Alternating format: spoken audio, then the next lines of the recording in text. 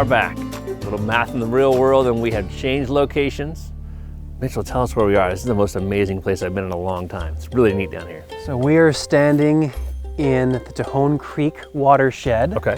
One of the namesakes for the Tejon Ranch. And right here, we are standing in Shenack Creek, which is part of that watershed. Right, gotcha. And there's some unique things going on here as far as making sure that this area stays the way it is, or even becomes better, right? What are you doing in this area specifically to make sure that this place stays just as amazing as it is? Right, so the Conservancy is charged with enhancing the conservation values of Tejon Ranch through time. And one of those main ways we do that is working specifically with our riparian corridors. And so here in the Shenack pasture, as we call it, we're working collaboratively with the Tejon Ranch Company and their cattle lessee to manage the way that cattle move through this country, specifically having cattle elsewhere during the summertime, generally between May and October, so that the creek is free from cattle during that time when the willows and the poplars and the other vegetation is predominantly growing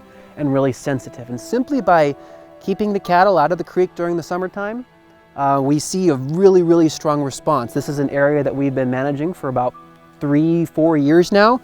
And all of these young willows and poplars that we can see right here came up since that time. Wow, and that makes sense because you're keeping the big, large animals out of the water, out of the banks, away from this area so that it can just kind of develop naturally, right? And they're not going to be trotting it down all the time. Correct. And we want to know what other kind of things we have going on right here. So you can't be here 24 hours. Right? So what do you do to find out what else is happening here when you're not here? Well, in response to that basic management approach of seasonal grazing management, we measure specific things. We measure plant composition. So we lay tape measures here from one side of the creek to the other, and year after year, that same tape measure look at how the plant community composition and the structural complexity of the trees and so forth are changing year after year.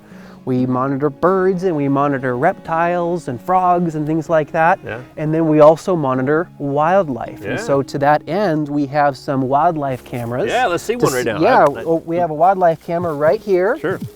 And so the basic purpose in putting wildlife cameras here is to see, is the wildlife, is their behavior, is their density changing in response to the creek, but getting in better condition over time. Yeah.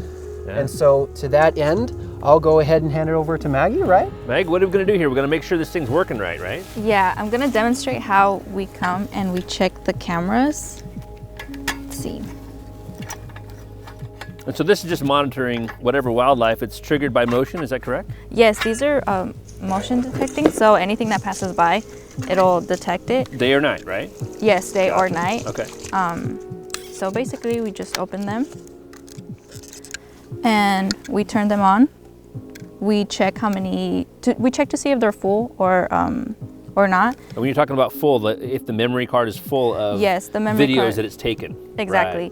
Right. We also have to check the battery level. So every time we come in, we check that to see that we have enough battery so that we can actually capture the videos. Right. So all we have to do is just take out the SD card if it's full. We grab a new one from our empty folder, and then we just put it back in.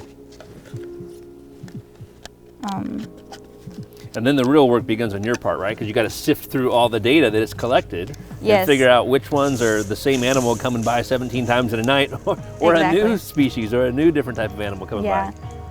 So once we do that, we just arm the camera. We set it so that it's taking, so that it's just recording videos. Yeah. We check to see that it's blinking red. There you go, it's ready to go. So it's filming us at the moment. Yes, it is. So whenever I go back to look at these, we're gonna see pictures of us. That's right, there you go. Then now we how just often do you come close out it. here and check these cameras? Because I mean, wildlife can come at any time. Well, we come in as soon as we can, really. Got to make sure you catch whatever's on there. Yes. Oh, wow, this is so cool. We can't get a picture of all the things that are happening around here, but somebody's got some pictures of what's happening. We want to know a little bit more about how the numbers factor into all this fun stuff, and heck, we might even see a different place. But we also know there's more math to do back in the studio, so Mike, take it away. We'll be back in a bit.